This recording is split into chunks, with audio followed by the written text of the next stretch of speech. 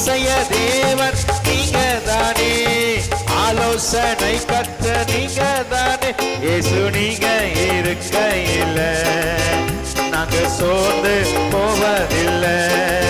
இயேசு நீங்க இருக்கையில நாங்க சோர்ந்து போவதில்லை. இருளிக்கும் வெளிச்சம் நீங்க தானே, ரட்சிப்பின் தேவன் நீங்க தானே. இருளிக்கும் வெளிச்சம் நீங்க தானே, ரட்சிப்பின் தேவன் நீங்க தானே. இயேசு நீங்க இருக்கையில நாங்க சோர்ந்து